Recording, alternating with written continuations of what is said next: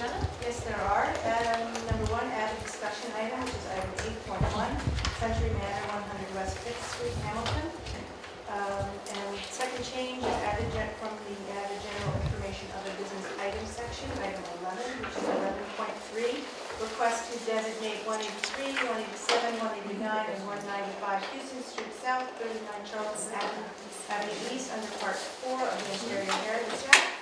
And 11.4, which is designation status of 21 Stone Church Road, West Hamilton, which is the Department Stone United Church. May I have a motion to approve the agenda as amended? Michael, seconded by Stair. All in favor? Item 2 is our declarations of interest. Are there any declarations of interest today? Seeing none, we'll move on to item 3 is our approval of the minutes of the previous meeting from October 16th. May I have a motion to approve? That's okay. November 20th. Apologies. Question. Just a minute's consent items. There was a motion that the owner of 35014 West be invited to attend the next committee meeting. Was a response to that, or did that happen? Not St. Joseph's. No, St. Joseph. no, St. Joseph. Not St. Joseph. I have not been. Through the chair, I believe that was a committee-initiated request, and there was a committee member that was going to invite Yes. them. I think Brian McCaddy was going to contact, correct? Yes. So he didn't, as far as we know, he didn't respond to that, the owner of 350.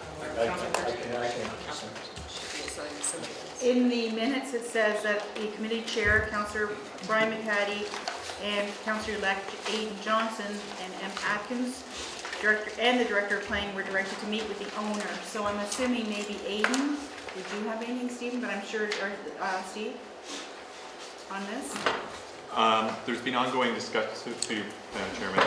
There have been ongoing discussions with the owner, and essentially right now the owner is agreeing not to proceed and move forward on a demolition permit until such time as those discussions reach their conclusion. And I know that both former Councillor McCaddy and Councillor Johnson have been in fairly regular contact with the owner, but because the owner is right now in terms of trying to figure out exactly where this is going to go, there's a meeting at this point in time has not been set up. So, Madam Chair, I would suggest when Councillor Aidan Johnson comes in, that maybe that would be a question to ask him at that time.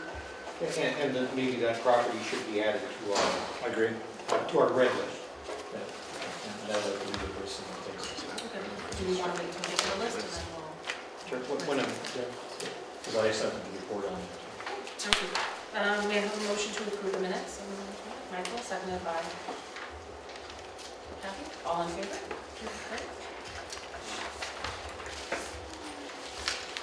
Item 4 is our delegation requests. There are no delegations today. Item 5 is consent items. Then, item 6 is our delegations. There are no delegations. Item 7 is our presentations. We have a presentation.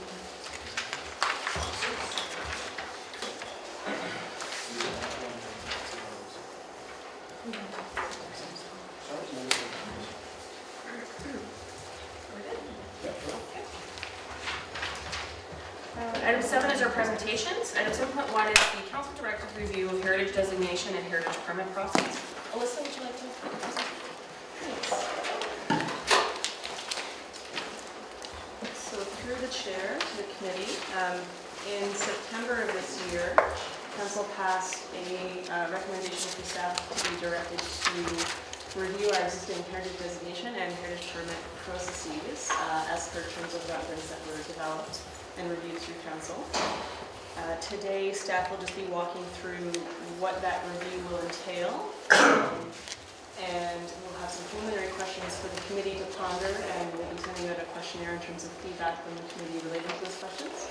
And then following that, I'll just, for sort of a refresher and application for some of our new members, go through how we've gotten to this point now in terms of what our existing processes are for both of those. So as I said, in terms of the purpose, so I'll be going over what the actual direction was, going over some of the planning staff's work program, key tasks, and milestones to give you an idea of what the timing will be like. And as I said, identify some key questions in terms of what we will be looking for feedback and input from this committee, and then provide some background and answer any questions you might have related to our existing processes. So in September of this year, Council directed staff to undertake 2 reviews, as I said, heritage permits and our heritage designation process, and to come back with recommendations as required to our existing processes in terms of addressing any inconsistencies, issues, gaps, or opportunities for improvement to those processes. In terms of the scope of the review for our heritage permit process, it would involve an overview of the background of essentially how we got here, what our existing heritage permit process is, in addition to the delegated authority process for heritage permits for alterations, an assessment of how that's currently working, how many permits we're processing, what gaps or issues might currently exist within our process, and whether or not there are any opportunities for improvement. A summary and comparison of this process to the other best practices with municipalities across Ontario, including what their delegated approval bylaws look like, consultation with Heritage Committee as well as the other subcommittees of Heritage Committee and other relevant stakeholders, and then to come back with recommendations on how to improve or potentially amend our existing process. Similar for heritage designation, we will be going through the background of how we got to this point, how we got our formal process adopted through council in terms of receiving requests to designate, an overview of some recent council direction in properties outside of that process, which is sort of outside of our typical designation process in terms of requests, a review and assessment, an assessment and evaluation of this process, identifying any concerns within it, and a summary comparison to other practices across Ontario, consultation with this committee and other subcommittees and stakeholders, and then coming back with final recommendations. And I do have some copies of these overviews if you would like one, or I can email one as well. It was provided as an information item following council though on our agenda in October. In terms of the timeline for this work program, staff definitely recognizes that there's a desire to come back as soon as possible. Council directed staff to come back by the end of the second quarter in 2015. So it is a bit of a tight timeline in terms of undertaking that review. Currently, within the last quarter, we've been looking at what other municipalities are doing, and we'll be consulting with yourselves today and throughout the next month before the next meeting. And then in 2015, we'll be undertaking that analysis and assessment process, reviewing and synthesizing what some of those issues and opportunities are, consulting with you again and relevant stakeholders, and then formulating recommendations for improvement before coming back to council. In terms of preliminary input that we're looking for from yourselves today, and we'll be seeking as well from the Heritage Review Subcommittee and the Cross-Melville Heritage District Advisory Committee, we have a few questions that we'd like you to ponder. As I said, I will be sending out a questionnaire with these so they're able to provide more fulsome responses to staff, and there will also be an opportunity if you'd like to have one-on-one interviews to further discuss some of these questions and items that you might want to bring up. So first we're looking... Excuse me. Through Chair, what's CMHDAC? Cross-Melville. Cross-Melville, sorry. Excuse me, thank you. That's okay. So first, what do you consider to be the main objectives for this review? 2, what questions would you like the reviews of both processes to consider? 3, who are the relevant stakeholders that you think staff should be engaging through this process? 4, with respect to our existing processes, what gaps would you like to see addressed? 5, what improvement ideas would you recommend be considered as a part of this process? 6, which other Ontario municipalities with processes already in place would you like to know more about and see discussed as a part of this? 7, if there are any other additional comments or considerations you might have, to please provide those. And then 8, how should this Heritage Committee and the other subcommittees be updated throughout this process? So those are just left for you to ponder now, and then as I said, we will send out that questionnaire and look for more fulsome answers in the future. And then just to give a refresher on how we got to where we are now. I'm just going to go through an overview of our existing heritage conservation program. There is a lot of detail in the slides. I'll be doing a cursory review. If you do have any questions, feel free to stop me at any point, but I can also provide you with some additional information and the actual staff reports and bylaws that relate to these processes should you have additional questions or information.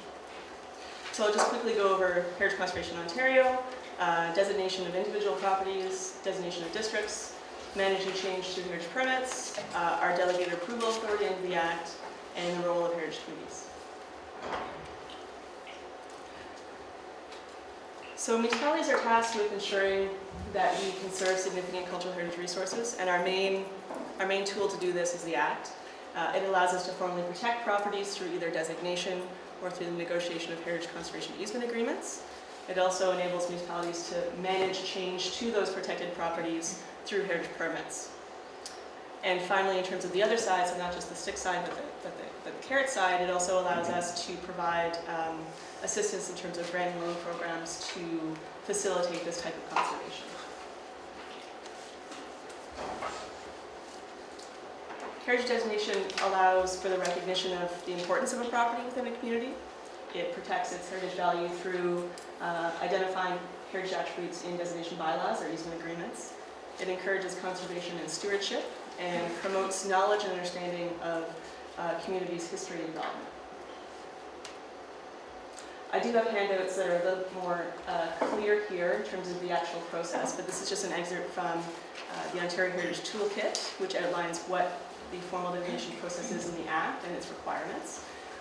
The main things to point out here is the fact that there is a requirement to serve notice on the owner and in the paper as well, and that there's a formal appeal period for any objections, which is 30 days. Any appeals go to the Conservation Review Board for consideration, and the result of that hearing gets referred back to Council for their final decision in the matter. The City of Hamilton also has an approved heritage designation process for addressing requests to designate. This was developed in 2008, and I have the staff report reference there. If you would like a copy of that, I'd be happy to email it or print it and send it to you. And it involved the formal adoption of additional criteria for evaluating heritage value or interest as it relates to designation. And this is in line with Ontario Regulation 906, which is what the Act outlines in terms of identifying value, and builds upon that in terms of how we evaluate properties. It also allows for us to prioritize those requests to designate based on a number of factors, which include risk of demolition or removal, funding eligibility, what the actual value of the property is. Some properties may be more significant and pushed to the front. Current level property maintenance, ownership, whether it's city-owned or not, and what the existing work program would allow and what staff resources allow as well. And I won't go into too much detail here, but we do have a formal process which is outlined in a flow chart also included in this presentation. And it involves staff preparing a preliminary screening when we receive a request. And that report, if it is found to be of potential value worthy of looking at for designation, will go forward to Planning Committee and Council for their consideration and is added to our work program. And following that, when that comes up in our work program, we complete a cultural heritage assessment for their property.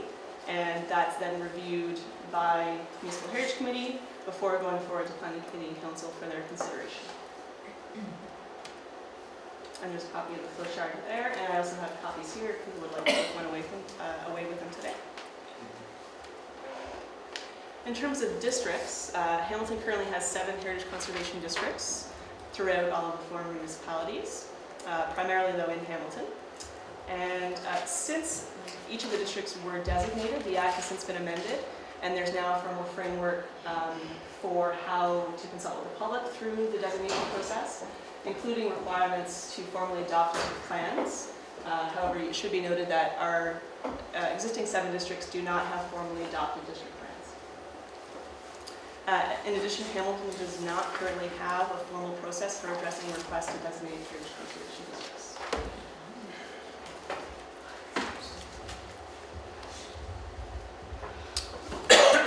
Moving on to how we manage change to these protected heritage properties. As I mentioned, heritage permits enabled through the Ontario Heritage Act is what allows municipalities to formally manage this change.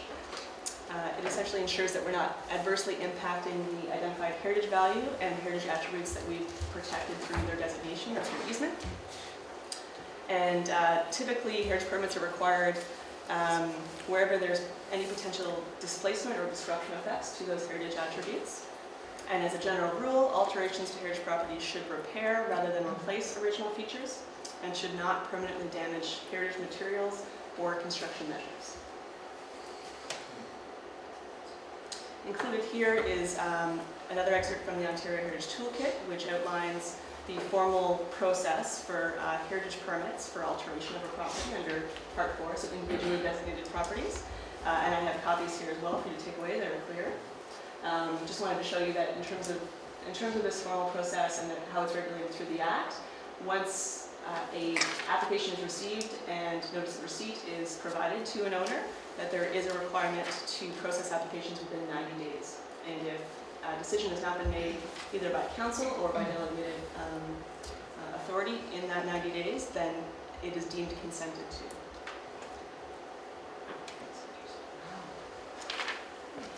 Similarly, in terms of heritage permits, this is for demolition or removal of a structure under Part 4. This is something that can't be delegated, and similar process in terms of the 90-day clock when we receive an application, and all of these permits have to go through council.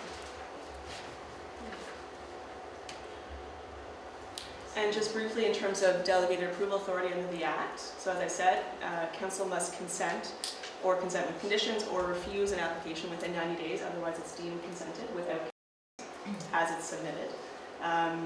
The Act does provide for the power to consent to a heritage permit to be delegated to an employee or official of municipality. In our case, we have delegation to the Director of Planning.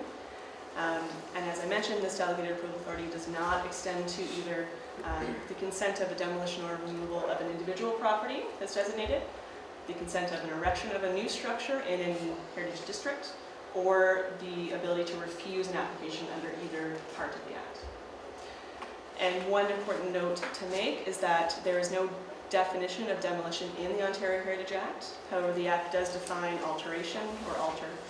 And that's part of where I think some of the push came from in terms of looking at our heritage permit process, in terms of the concerns, partial demolition versus alteration, and how that's defined and how that can be more clearly defined in our process moving forward. On that point, so that did come up here, and with James Street Baptist and 90% demolition and alteration.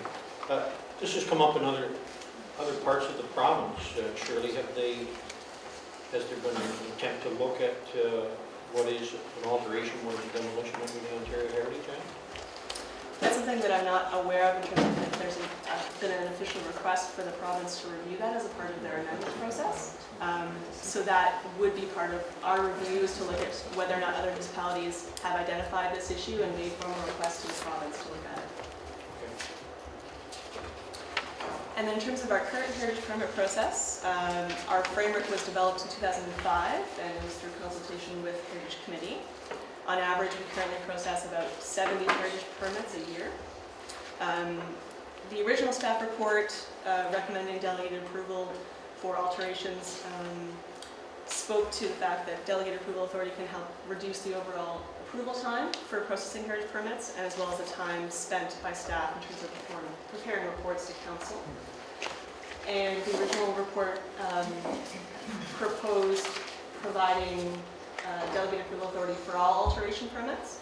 However, following consultation with Heritage Committee, the recommendation was revised, and that delegated authority did not apply, nor did it extend to any alteration heritage permits where there was no agreement between staff and either the Heritage Committee, Heritage Permit Review Subcommittee, or any district advisory committees, and in this case, the only one that's currently exists is Cross Melville.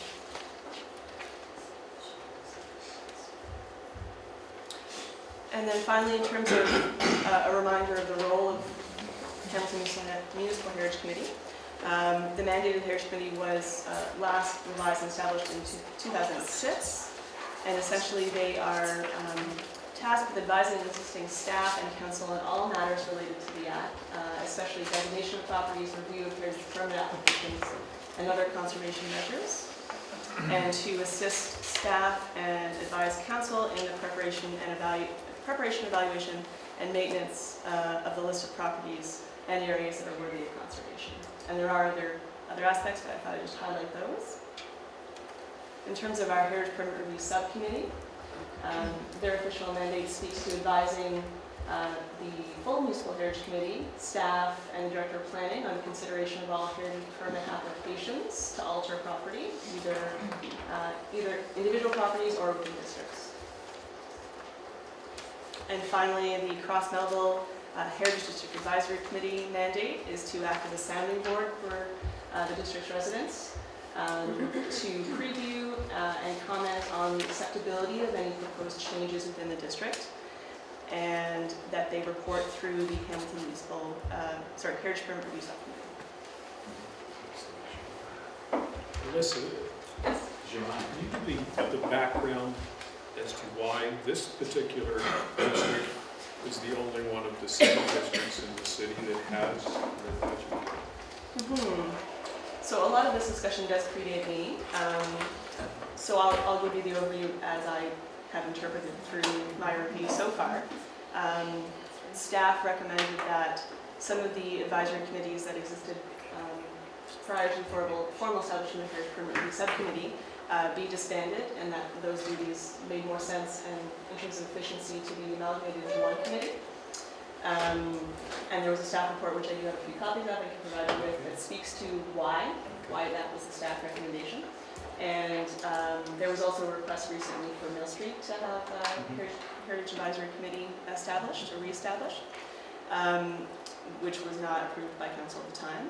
However, Cross Melville was recently reinstated, so it had been disbanded, and I believe in 2011 there was a council motion from the ward councillor to re-establish that committee based on their considerable interest in establishment.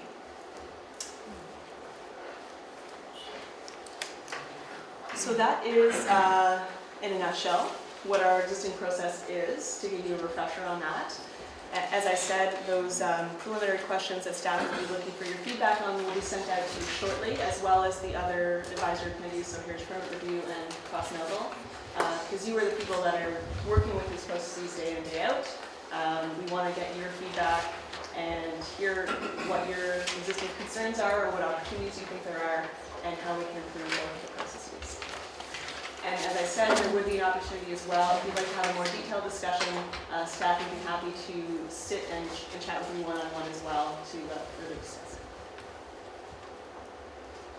Are there any questions at this time? Thank you. Thank you, Melissa. May I have a motion to receive the presentation? Michael, seconded by Stan. All in favor?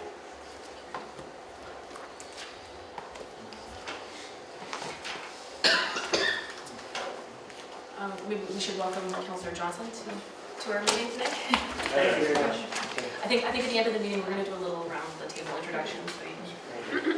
A mysterious development popped up on Martin Street over a 2-day period that was on the front page of the Spectator today, so please forgive my lateness. We're trying to figure out who's behind the mysterious pop-up development on the road. And who owns the property? Who to blame? Not Heritage Building.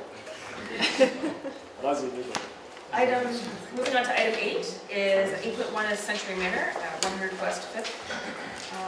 In your package for additional items, there is some correspondence. Sure. So apologies in terms of this not being prepared in time for when the agenda package was sent out. But staff did follow up based on the committee's recommendation from last month to look into the actual designation status as it relates to the fact that it's provincially owned. And you'll see a detailed overview in the memo, but essentially when the property was designated under Part 4 of the Ontario Heritage Act, amendments had not yet been made to the Act that would preclude the ability to do that.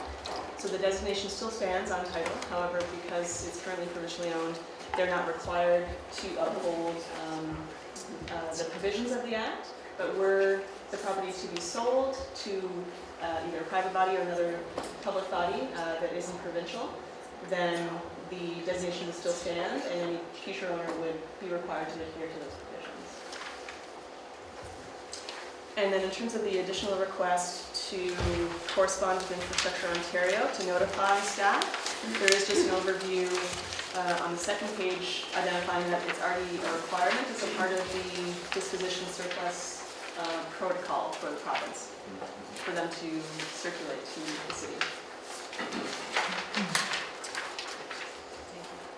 Are there any other questions or comments? Should we wait to discuss what happened at that meeting about Century Manor until the building is up, or you want to do that? Oh, we can talk about it. It's just a question for Alyssa. The province isn't governed by its own Ontario Heritage Act with respect to property it owns. To clarify, it's designated under Part 4 municipally. There is provincial designation. It is not currently provincially designated.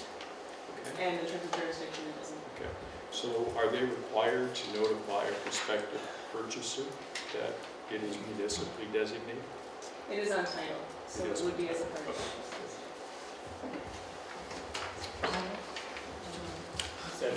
It was a fairly well-attended meeting at the Spectator. Paul was there, Dan was there, Pat Summers was there, Robin Key was there, and quite a few other individuals. Steve Grokowski from Core Urban was there. I think I mentioned Judy Marsalis. There was quite a bit of discussion. There was quite a few options. Diane Dixon, who's the lady? No, that lady from the YWCA. Oh, Denise Story was there, and there was many suggestions about what it could be used for if Infrastructure Ontario actually decides to release it. One was to be a woman's shelter, another one was to be a museum, another one put forward by Steve Kurokowski was to be a student residence for Mohawk College. I put forward upscale condos. So it was quite it was a well-attended and enthusiastic meeting, and from that, 10 people were selected to be part of the delegation, which is going to put a little bit of pressure on the provincial government to make up some kind of a decision and direct Infrastructure Ontario to do something with it. From what I hear, it was on 30 acres. It was 85 acres altogether, and then the hospital was built. And now it's 30 acres that the Century Manor sits on. When I was talking to Steve Kurokowski after the meeting, he said that he would not want the entire 30 acres. He would probably take 5 of it. But the problem is, other than, you'll remember this too, Columbia College actually put forward a suggestion that they wanted to buy it. And they were going to turn it into student residence too. And Infrastructure Ontario would not let them in, so that deal was fallen by the wayside. They're now developing another property. And I just found out from talking to Harry Stinson from Stinson Developments that Harry Stinson is actually interested in that. He would love to buy it and turn it into a boutique hotel to be called the Asylum. Harry. You might want to speak to you at the meeting too. You had a bit to say about it. No, I think you covered it well. I think the big point is that we need to find out what Infrastructure Ontario's plan is for that land. That's valuable land up there. And we need to know what they want to do and how Century Manor will fit into that. And I think the task force is going to be putting pressure on Infrastructure Ontario, so we'll be getting updates, I'm sure, from them. May I have a motion to receive? I have a question. What the Liberal minister, or Hamilton, what's his position on this? To what extent has he been involved in the discussions? Not much. He's using a lot of soap on his hands. So, I guess it's a task force issue as to how they access Ontario government, but it would seem to me that would be an important stop. Apparently the main reason that people are not being allowed in to view it, particularly Core Urban, who said he really would love to come and see what could be done and actually put together a proposal to buy it, is because of the mold, excessive mold, and the asbestos.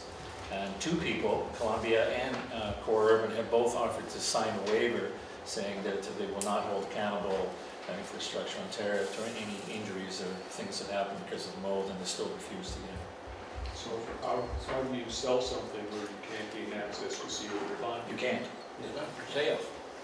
Yeah, that's probably it in a nutshell. At this present moment in time, it's not for sale. It's, right now, the prime case of demolition by neglect. May I have a motion to receive 8.1? Kathy, seconded by Ron. All in favor? Item 9. I want to bring up something, I don't know if this is the right spot, so you can tell me, in connection with the coffee building. Will this be a discussion item? Could we turn in here, or is there another spot? We could do it as new business. New business? Yes, let's try this. Okay. New business? We'll add it as a general item. So Okay. we'll add it as a- Yeah, great, thank you. So it'll be 11.5. So item 9 is our motions, we have none. Item 10 is notices of motion. Are there any notices of motion? Seeing none, we move on to item 11 is our general information and business. So just for our new councilors, item 11, what we have is a list of endangered, there's various properties, endangered properties, we classify them as, and they're actually color-coded in the degree of whether it's just a project, a property we're watching, if there's urgency that, demolition by neglect and they need to be lifted and monitored. So we have these properties that we review at every meeting, just to get a quick little update. A lot of times there is no new information, but so it keeps it on our radar. There's a couple of properties that Councillor McCaddy had, so they would be of interest to you if that's something that you want to watch. And there's a couple of other properties that we just need to confirm. Sure. Yeah, and then one of the purposes of it to the new councillors is it's not just about buildings that we're concerned about, it's also about buildings that we're very pleased that are moving forward. So when we come into the meeting here, it's not just bad news, it's also good news. So 11.1A is our endangered building list in red. So those are properties that have immediate threat to the heritage resource. So the first one is the Tivoli. Councillor McCaddy is watching that. We'll need a new representative for. Sure. Councillor Johnson, Will? We can work together. Is it kosher to work together? You can if you'd like. Sure. Well, shall we work together? And you'll fill me in on like exactly what it means and I think shepherd this, right? Yep, if there's any issues, you may need to make contact with the property Sure. owner or just it's a walk by, just if you hear any news, it's just Madam Chair, through you to staff, are we aware that I just received notification of a complete application that's coming on this property? Is that correct? Through Madam Chairman, that is correct. A development application has been submitted for the Tivoli site. It's a rezoning application. It's to 22 stories? 22-story, retaining the theater, and it'll be a 22-story mixed-use building. The ground first 2 floors are commercial, and the top 20 stories would be residential. The application just went into circulation, and all the necessary studies, reports, and it will to the policy committee, right? Yeah. So the heritage impact study will be going to the policy committee for their advice and input into it. And the Chair, Mr. Robichaud, would you? I would ask Mr. Robichaud to send me whatever info, just Yes, sir. whatever, just whether in summary form, whatever documents. Yes. If, No, if I'm Madam now, Chairman, if we I'm will- now in charge of watching the building. Yes. Yeah. Thank you. Yeah, it just started. We just went into circulation the last 48 hours or a couple of days ago. So Oh, great. just, you may, if you don't, yeah. So we will follow. Yeah, and I'm sure in whatever time frame is appropriate. Yes. Yeah. Thank We you. will. Yes. Thank you. And just let me know if you need help from me. I don't want to get in your way. Just tell me whatever you need help. Will do. Thanks. Thank you. May I have a motion to just, so we have on record that Councillor Johnson and Will will be watching the property. Michael, seconded by Stan. All in favor? Andrew John. The next item is Bookhouse. Hello? Andrew Sloss House? Sorry. What? Oh, no need there either. Century Manor we've discussed. Beach Canal Lighthouse, Kathy? No meetings recently, no. Charlton Hall? Will? Aubrey Zimmerman House? Wolf is not here, but. I can speak to it. Thank you, Madam Chair. The Aubrey Zimmerman House has been successfully purchased by a young couple, and they are in the process of cleaning it out, renovating it, and I'm absolutely thrilled They're from Greensville, they're from the area, they do have some experience in the heritage buildings. And we all know that heritage homes last much longer when someone's living in them and caring for them, and in this case, loving them. But they're a lovely young family and very committed to the property. So I'm not sure whether we need a motion to, we want to keep it on the list, do we want to take it off the list? Move to the good news. Move it to the good news? Yeah. And I'll move that motion if it's Moved by Councilor Partridge and seconded by Ron. All in favor? Carried. Michael? Yeah, the couple you're talking about have come to the Heritage Permit Review Subcommittee twice now. Yes. The first time they came with a rather extensive application about some of the things they wanted to do. We were very, very pleased, and they were also very well prepared, and we're always pleased when that happens. Yes. They came just this week on Tuesday because the windows that they were going to fully restore are irreparable. So they've now come for a new application to put some new wood windows in, which did go through. And we're very pleased to work with them. Oh, thank you. We're looking very forward to see what happens. I appreciate that update. Thank you. 1 John Street, Kathy? I heard at a Stony Creek Historical meeting last night that not only is the house being painted, that the roof is being repaired. And I guess I have some concerns about that. Is the repair in an effort to sell? Is it in keeping with the existing? I mean, I know it's only on the register. We really don't have any authority, but is there something staff can do to connect with the owner to make sure that the repairs aren't maybe more damaging or, impeding a potential designation? Through the chair, Kathy, do you know, is it still the same owner Yes. that's undertaking the work? I suspect that the will has come out of probate, which is why the property's being cleaned up. There's a dumpster at the back. The building's been painted in an effort to make it look better, but as long as it looks better and it is safer or, can endure. Through the chair, yeah, I know that the roof was in rough shape and there was some tarping, I think, to try to maintain some of that. As you're saying, yes, there's no formal process to require any conditions on the part of those alterations, but staff can send a letter or touch base with the owner. They'll ask contact information after the owner and see if they have any questions for assistance with that process. That would be wonderful. Thank you. Our next item is 18 to 22 and 24 to 28 on the street. Paul? So I believe at council yesterday, council agreed to extend the grants to end of 2015. Yes. And that's good. However, it was a piece in CBC Hamilton this week where they interviewed David Blanchard, and I think the best way to describe his attitude is defiant. He says, I don't care if it's been extended, it's not enough money, $1 million is not enough, it might take $2 million. He hasn't,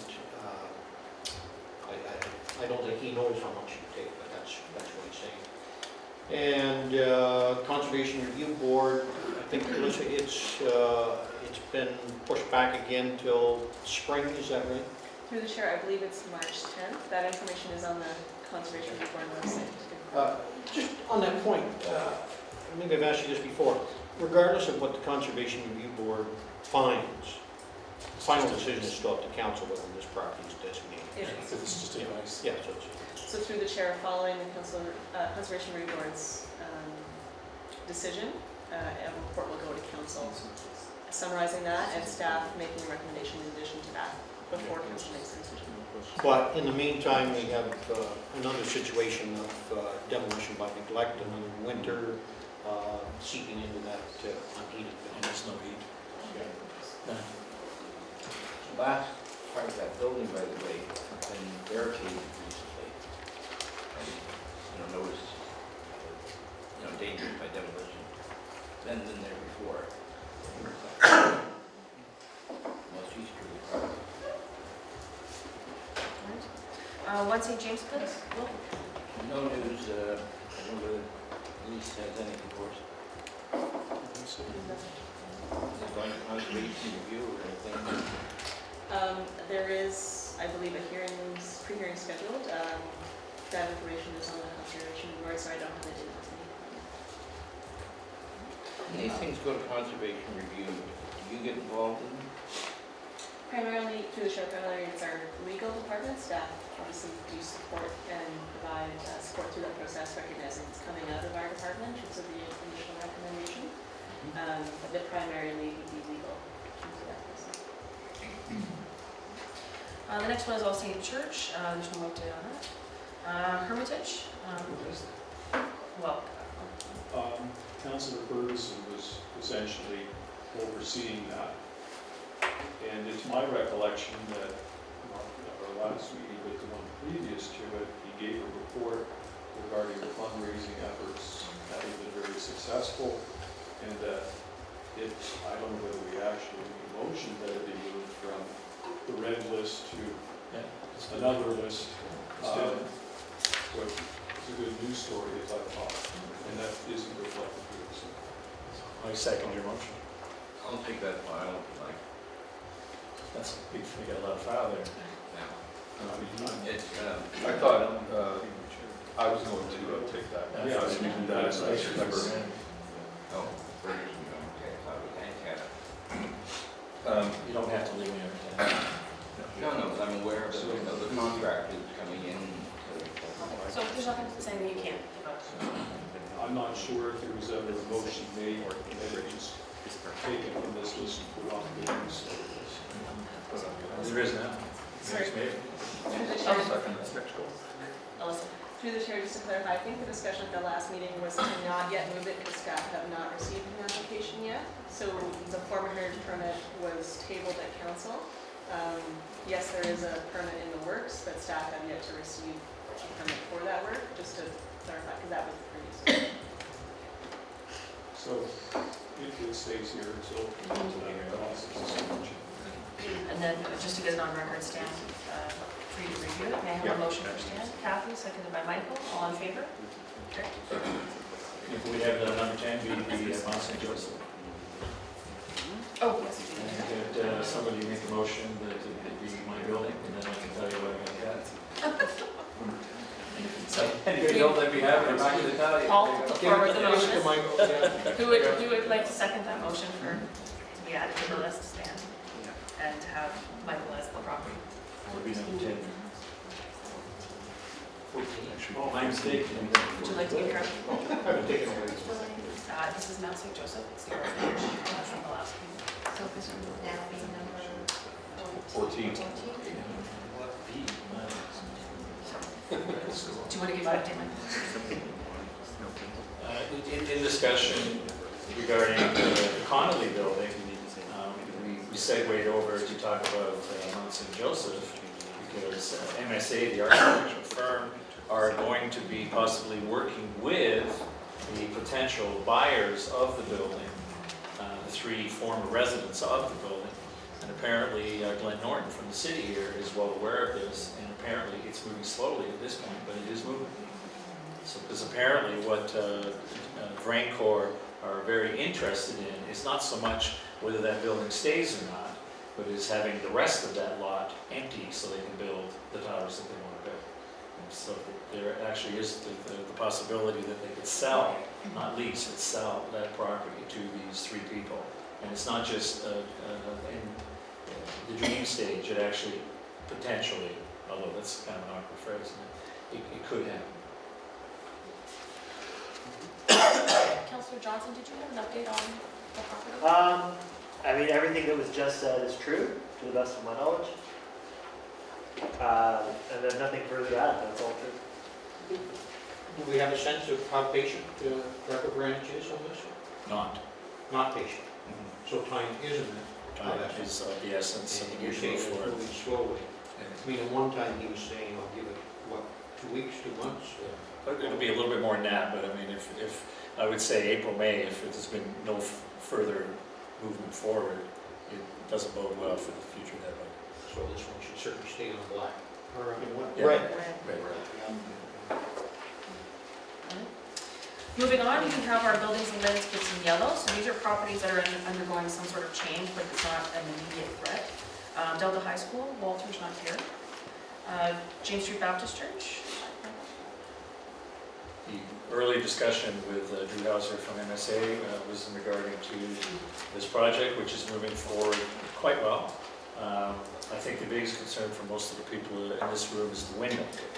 From what I understand, there have been people approached in regards to doing work on the window, and from what I also understand, our Heritage Mills are one of the people that are going to be considered to do the restoration of this window. The plan is to completely restore it and to have it as it was before it unfortunately fell over during the 100-mile-an-hour winds. Centenary Church, well, Pearson Home.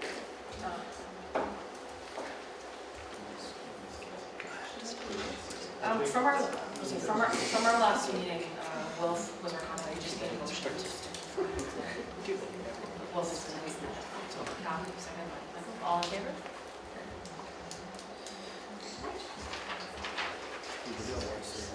Under our Heritage Properties Update Green, so these are stable properties. We have the Royal Connaught. Michael? Moving forward quite well. There was apparently plans coming forward for the second half. Toronto Hall? Still for sale for $3.2 million. Anybody here want to buy it? Thomas Building? 4652 James? Desjardins Canal? Stan? Nothing new to report.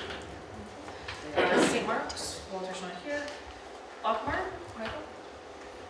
Not a lot to report. I haven't seen a lot of work going on, and I haven't heard anything about the request for purchase or for use from the gentleman who's already developed Sherman Street art complex. I haven't heard anything. Our next property is Westdale Theatre.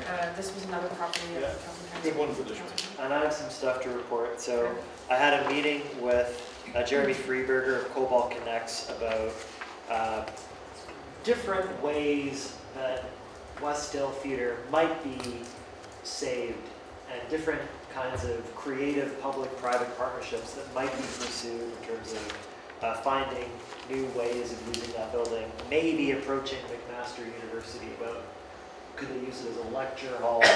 A very sort of open conversation about different things we could do.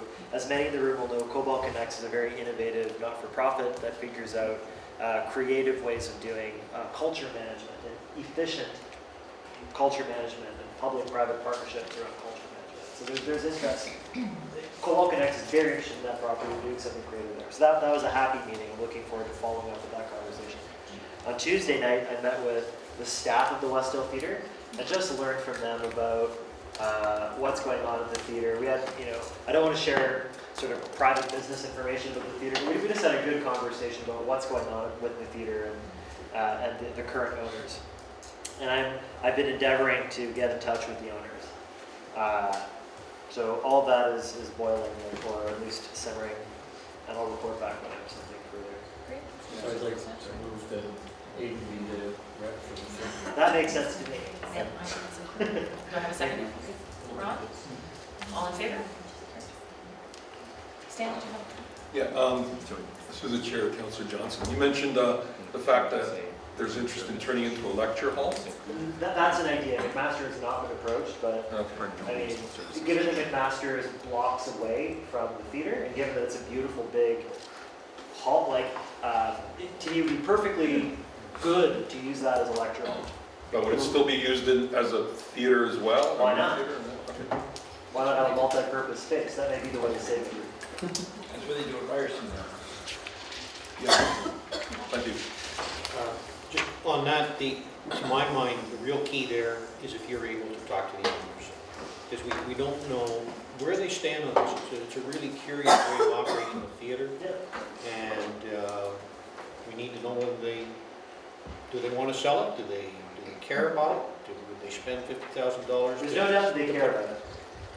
Why do you say that? Because the Westdale Cinema is not a big money maker, and they've been operating it for a long time. And when I say not a big money maker, it's not clear that it's making any money at all, and yet it's been operating for a good long while. So that to me doesn't indicate bad faith, right?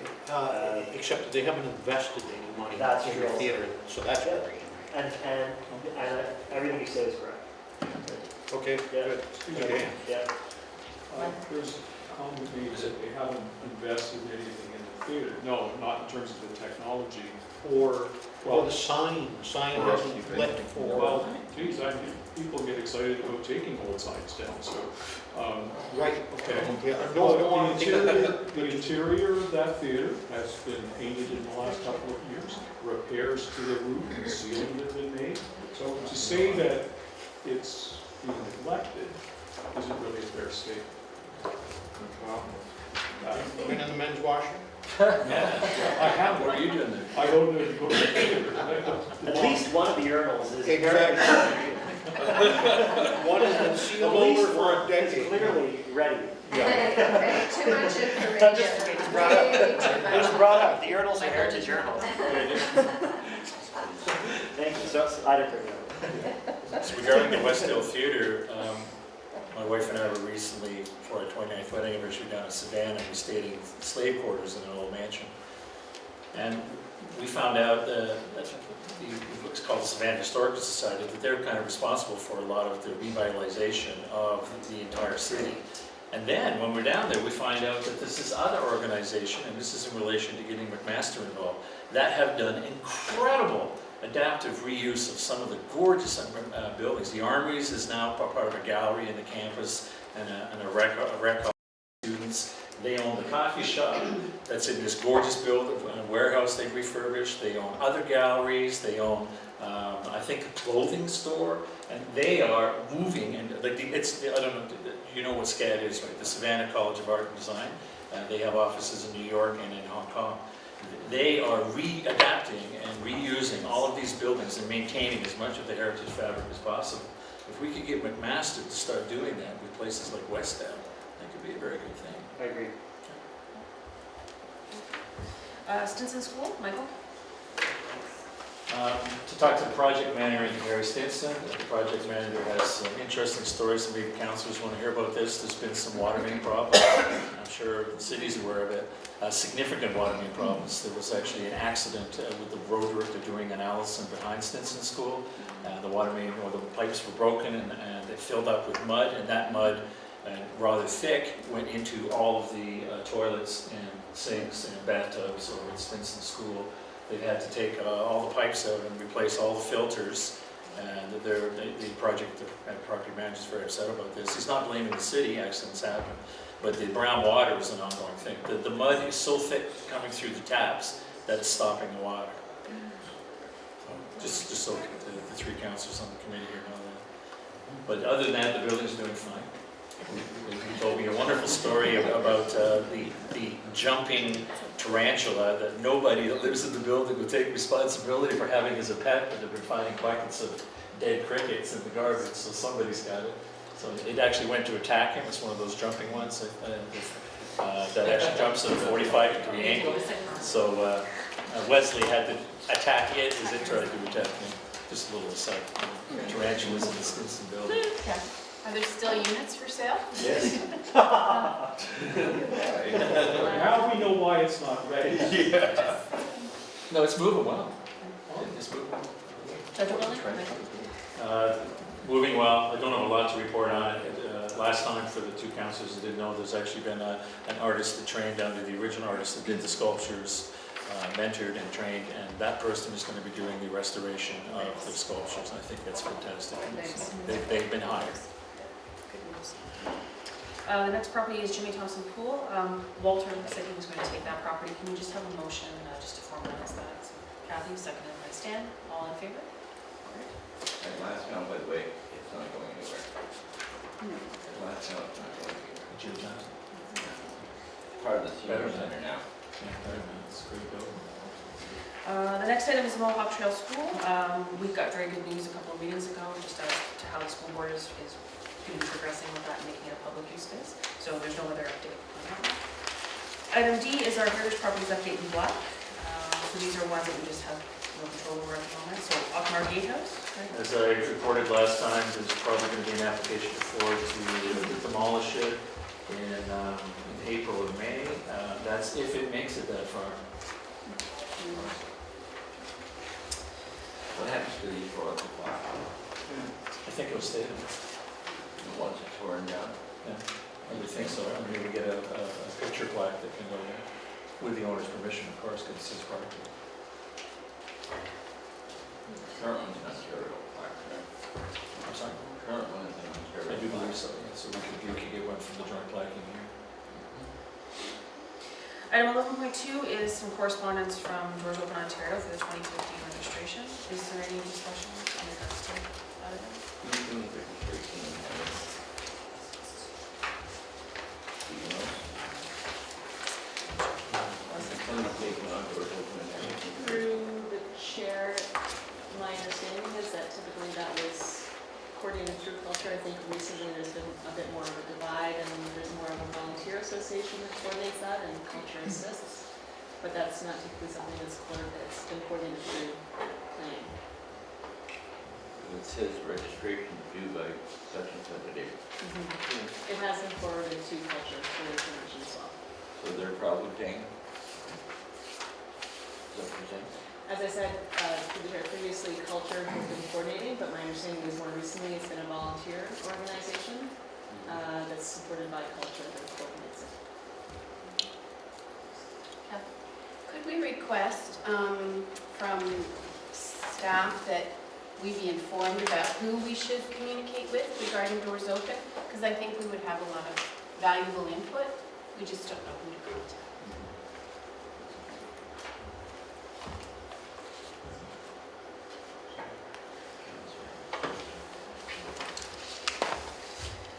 May I have a motion to receive item 11.2? Michael, seconded by Paul, all in favor? Item 11.3 is a request to designate 183, 187, 189, and 195 Houston Street South and 39 Charlton Avenue East under Part 4 of the Ontario Heritage Act. So this is in your additional information package, Alyssa? I'm just looking at it. Through the chairs, so staff just wanted to copy the committee on this for information. Our standard practice typically isn't that the committee is circulated these notices of receipt, but in this case, the requester has indicated that they believe that there may be an intention to demolish. Staff have followed up and looked, confirmed that there are no existing planning applications to that effect in terms of formal consultation or rezoning. And building, and check with building, there's no existing applications to demolish at this time. But I just wanted to forward that to the committee in case it wanted to be referred to returning receipts to make any sort of investigations and look at registering it in the interim. But in terms of our process and the designation process, staff wouldn't be bringing forward that recommendation if that were the recommendation until the preliminary screening is completed and we brought forward the planning committee. Would anyone like to put forward the motion that it be sent to research, that it be sent to research and inventory first? I'll vote for it. All in favor? Okay. Is there any other discussion? May I have a motion to receive item 11.3?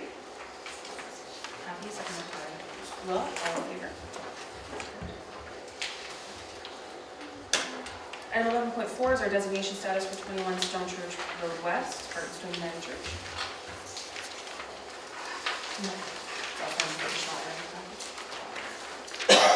And through the chair, this is just keep the committee in the loop. This is one of those situations where currently this property is only subject to a notice of intention to designate. And there was a desire on the congregation's side to obtain funding through our grant loan programs, but unfortunately because the designation bylaw has never been passed, they're not eligible for those programs.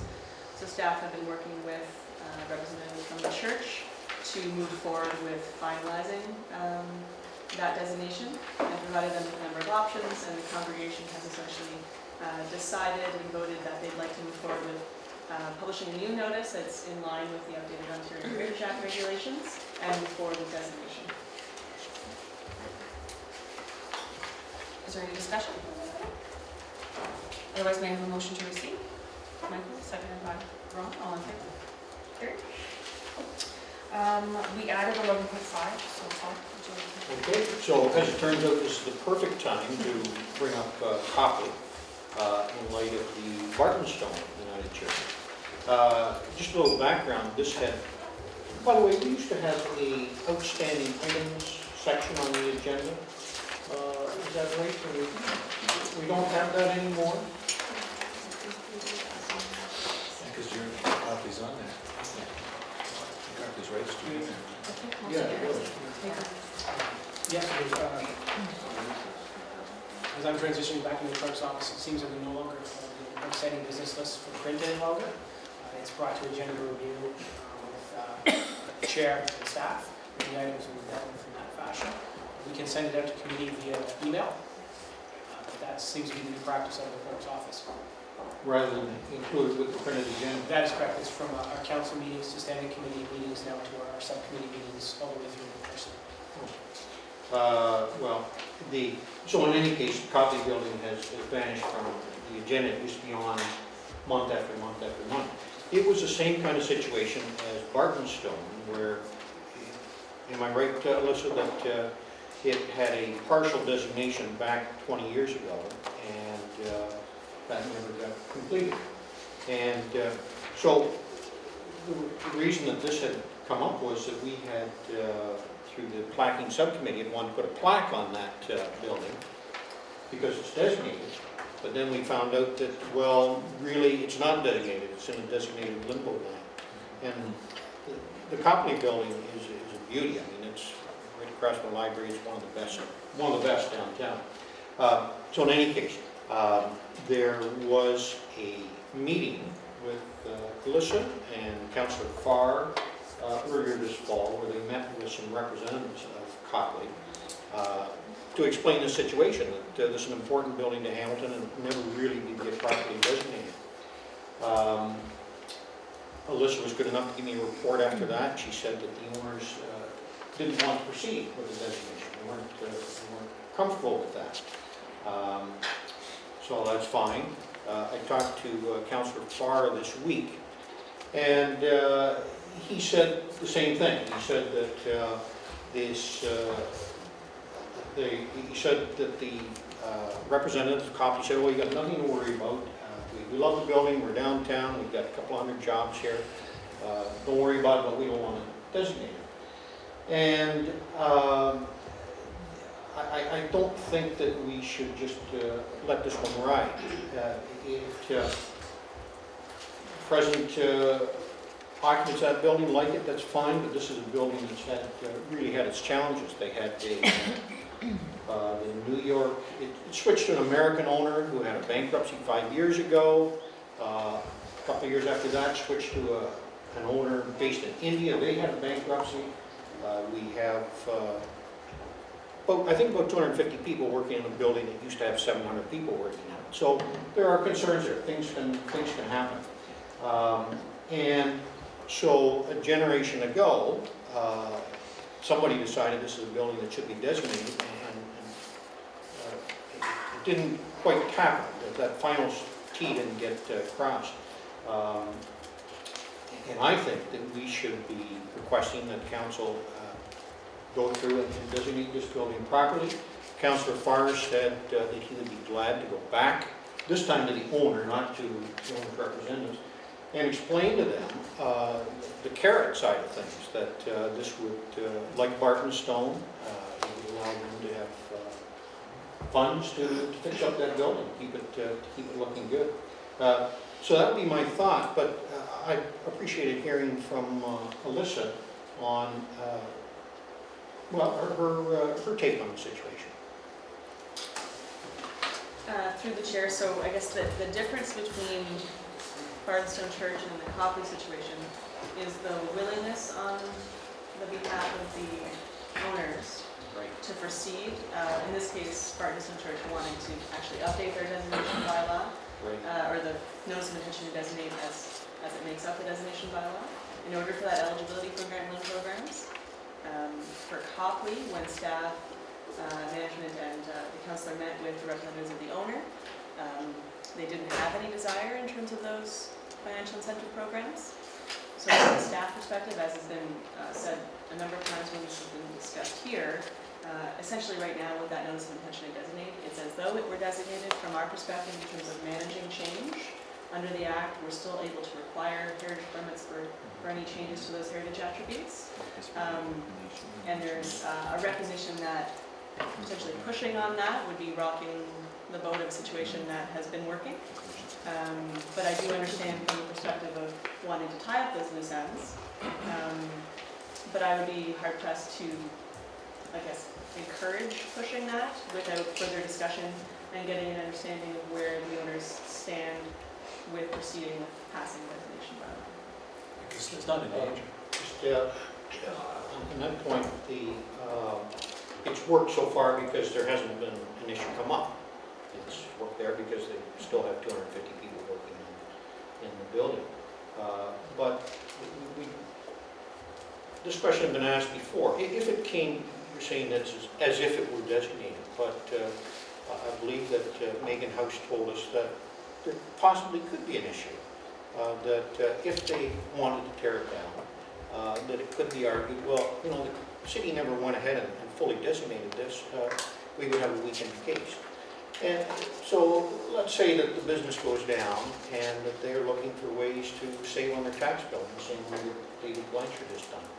And so they decide lower taxes, the best way to do that is to knock down the building. I think there are possible concerns here. And I don't, how would designating it rock the boat?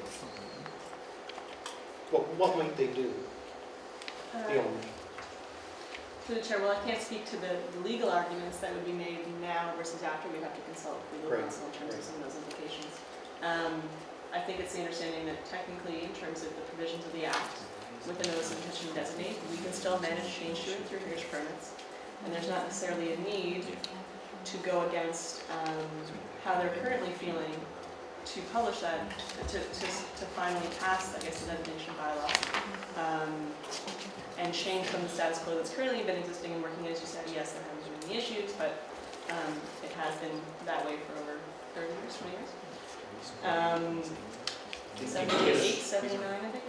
So recognizing that and existing workloads, it makes sense to leave things how they're going, given that they've been working.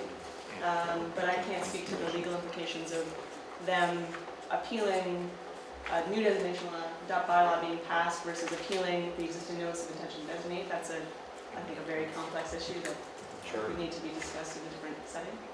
Okay, one other point. Could you explain for us why they didn't want the designation process to proceed?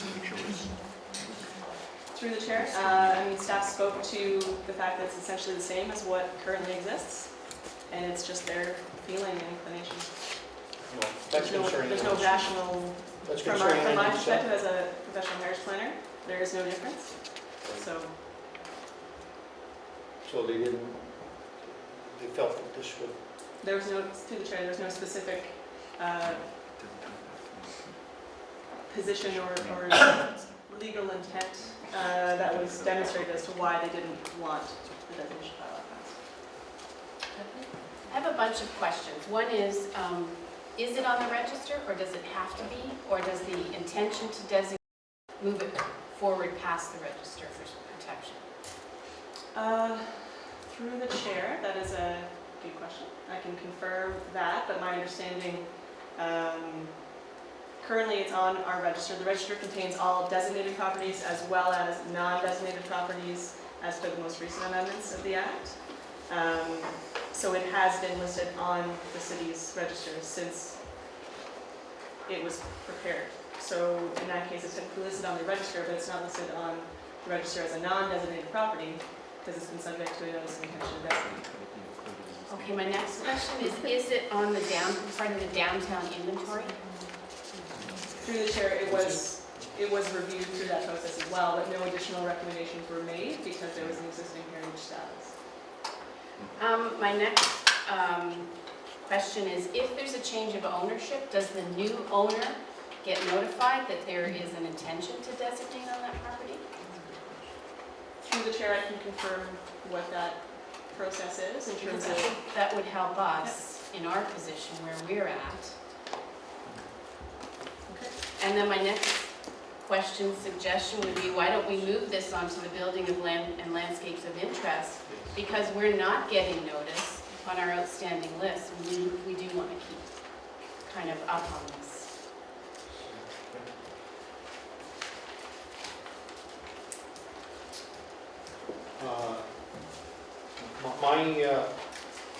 My concern would be that for no reason that they've offered, they don't want this property to taking that final step to designation, and that in itself worries me. I don't really see a downside to it. This is not going to cause them to treat that building any differently than they do now. What it does do is give them access to funds if they want to. So I think that we should encourage council to push ahead and get this job done. It's been since what, 1979? I can't remember the exact date, but it's Yeah, yeah. So I would, I'd put a motion.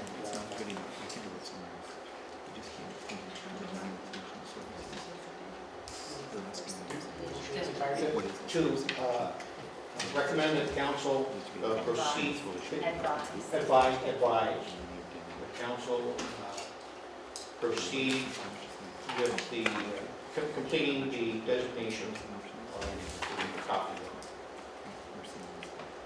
which has been outstanding since 1979, is that right? I have to be starting with that. Or generation? Generation. Do we have a seconder for that motion? All in favor? Any opposed? We have two.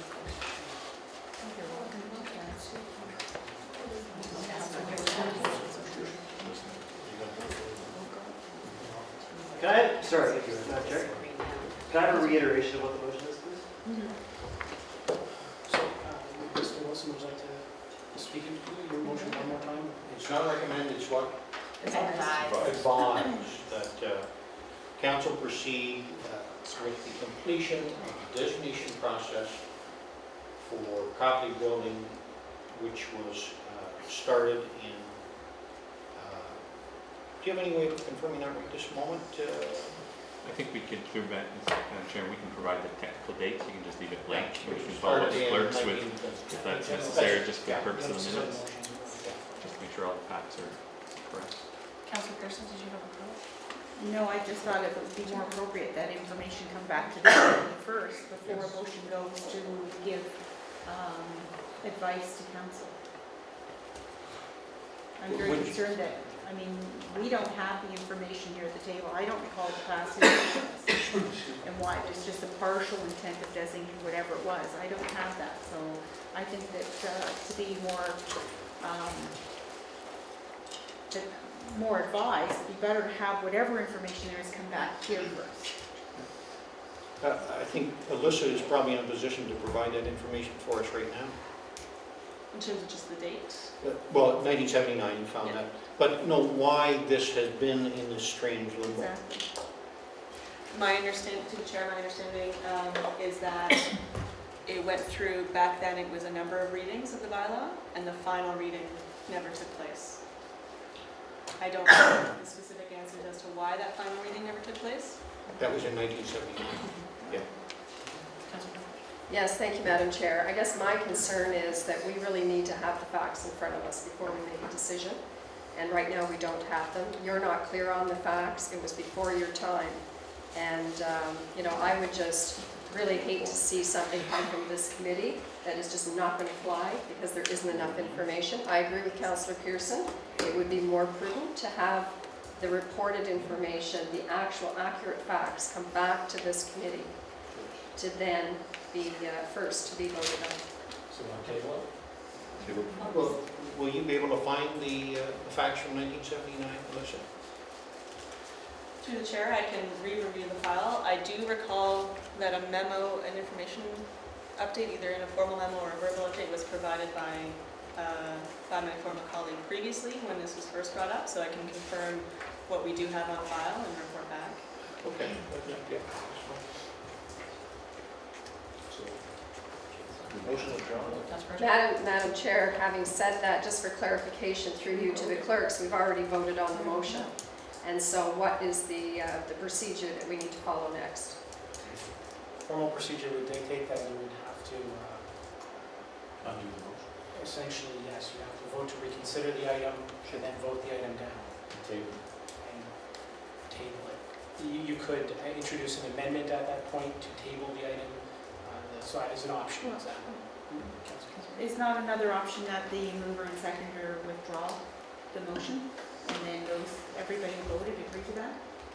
I think that that could be a very plausible opportunity, provided the chair and committee are comfortable with that option for procedural reasons. Just for further investigation.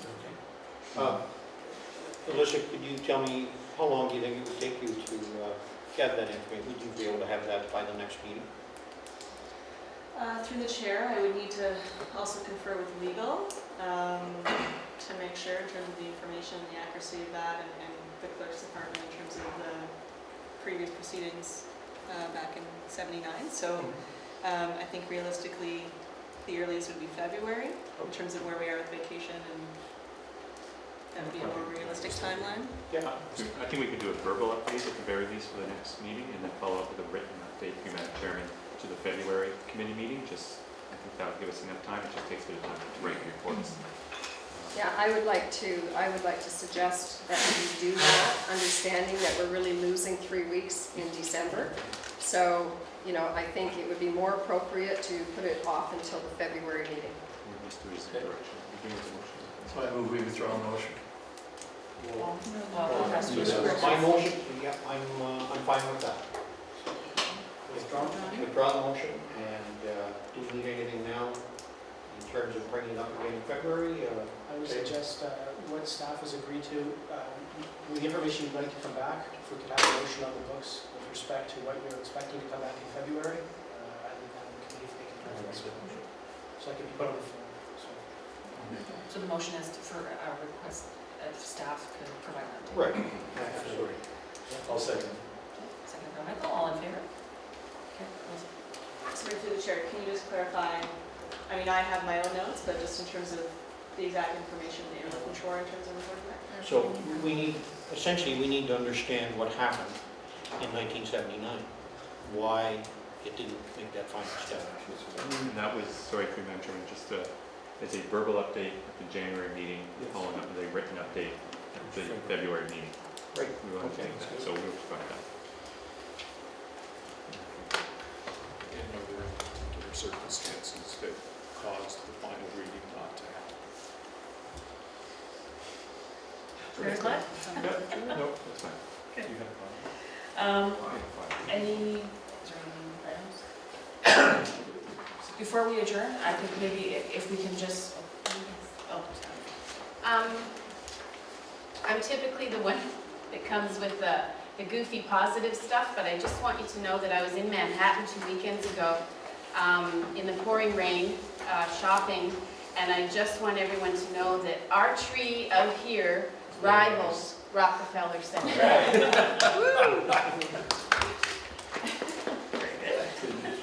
I also like our poinsettia trees, which are gorgeous. Yeah, those are nice. Yeah. 3 of them. Very festive. Yeah. so just looking forward to the, Alyssa, did you? I'll just, I'll do a final comment. But I can wait till after. Did you? Okay, just to the chair, I just want to thank the committee for all of your work this past year. It's been a pleasure working with you, and I look forward to working with our new councillors. And I did bring in some, I didn't bake for myself, but one of our colleagues baked the greatest sugar cookies. And I brought them to the community, so I hope you enjoy and have a great holiday. We're actually short. Thank you. And if I can just, Madam Chairman, for the committee, this is Madeline's last week with us here at the Planning Committee. So we will thank you very much, Madeline, in this 8 months. And we will have a new Heritage Co-op student starting in January. Plus, we will have a new Heritage planner starting shortly. Christmas Eve. Christmas Eve. There's reasons why. But yeah, so Alyssa will be getting help. Going forward. So we have a new Heritage planner that will work starting Christmas Eve. Chelsea. Tired. Tired? So she'll be Nice. joining us, yes, and be jumping right into things into the new year, and then we're having a co-op student. It's not going back. So Well, a round of applause for Madeline.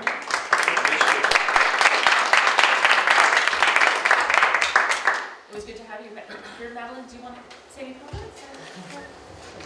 It was a great 8 months, and I'm sad to be leaving, but I've gained a lot of valuable experience. Good.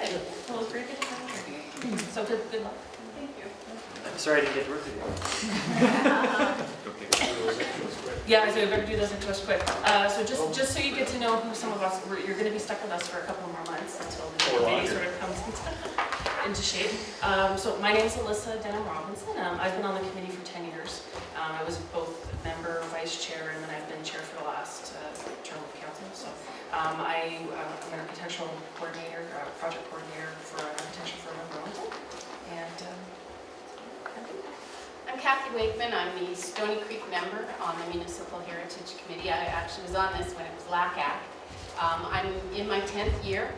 I work at Honeywell, been there 38 years. I have actually not reapplied for this committee. I'm very aware of some young, energetic, passionate blood in Stony Creek that has applied, and I think that's just amazing. And I had a great trip. This was great fun, and I appreciate everybody's assistance. Thank you. I'm Stan Novak, I'm a Dundas rep. I work for Scotiabank just a block away here, so it's easy for me to get here. And I've been on this committee for 4 years now. Michael Atkins, I've been on the committee now for 8 years. I've been on the permit review also for 8 years. In the last 4 years, I've been the chair of the permit review. I have loved every minute of working on here, particularly when it gets controversial. It's definitely, it brings about adrenaline. I'm very, very excited about that. One would think that being on a committee would be so exciting when it is.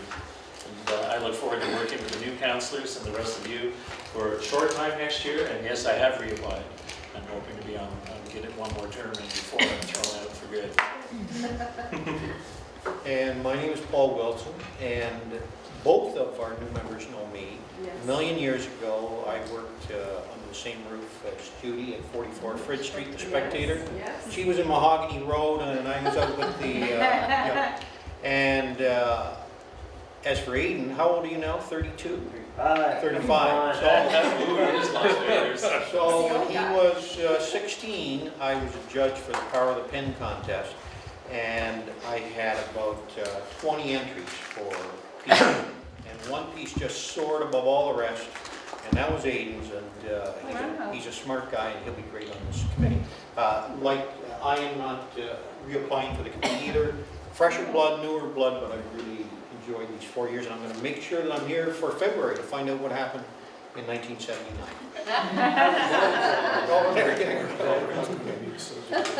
It's too significant. It's very important here. Who's next? Oh, yeah. Hayden Johnson. I'm the new city councillor for Ward 1. And I signed up for this committee because I think that preserving our beautiful architecture is a sacred obligation. And I want to figure out how we can do that in a sustainable way that makes sense. Sustainable. My favorite word. Yeah, sustainable. I'm Councillor Judy Partridge with Ward 15 in Flamborough, and for those of you who don't know, the ward boundaries that I share are all the way up to Guelph, all the way over to Burlington, and the Escarpment, and all the way over to Greensville. So it is very much a rural ward, with the only urban center being Waterdown. A tremendous amount of heritage up there. I work very closely with Wilf Arndt, and have for many, many years, and very much am aware of all of the heritage buildings that we have, and I have a great love for our city and all the heritage buildings we have within the city. Thank you. Councillor Maria Pearson, Ward 10, Stony Creek. This was going into my 4th term on Heritage Committee, and also was a representative of Stony Creek on LACAC for my 9 years on Stony Creek Council. Certainly have a passion and love for making sure we're doing the right things as far as heritage and moving the city forward.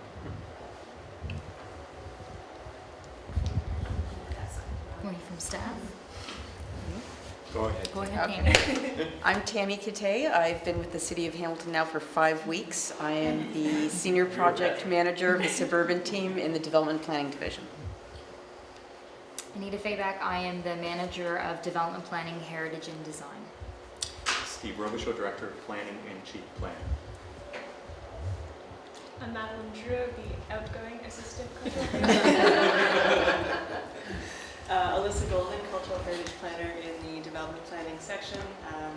I was first hired on contract to work on the Downtown Built Heritage Inventory and then came on full-time as a I'm Ron Sinclair. I live in Glanbrook, and I guess representing parts of the city, that's the one I represent. I've been involved with the Municipal Heritage Committee for 4 years, and I have reapplied. Prior to that involvement, I served on the Education Subcommittee of this committee. And one of my pastimes, and I promised at the last meeting, was to bring a number of copies of a recently published book, a look at Hamilton and Wentworth County through picture postcards. It's one of my hobbies, and the Golden Horseshoe Postcard Club has published this. If anyone's interested, you're welcome to look at it. Very much purchase. We have wrapped varieties. We have, okay. How much? It's $35. That includes tax. You will not find a better deal. You will never find a better deal in the city of Hamilton unless somebody's into the resale market. You won't find it cool. You won't find it at the big bookstores. You will at the small booksellers. Does Pickwick have it? Pickwick Books? I believe so, Watered yes. down? Yes. Terrific, thank you. Yeah. Will? And I'm Will Rosart. I've been in Lancaster. I've been on the committee for about 4 years. I've had a lifelong interest in history growing up through Jackson Square today. But I'm going to reapply, of course. And I look forward to seeing everybody after the interviews. I'm Lorraine Kohler. I'm new to the City of Hamilton at the City Clerk's office, and I'm attempting to clerk the meeting of the Heritage. I'm looking very forward to it. This is your second try. This is my second one. I was just observing the first one, and I'm looking very forward to learning more about the city that I'm moving back to after 28 years away. So, Welcome thank you. And Christopher Newman, Legislative Coordinator, Office of the City Clerk, transitioning back from being the elections coordinator. Thank you. Thank you, Christopher. Well, I want to wish everybody a Merry Christmas and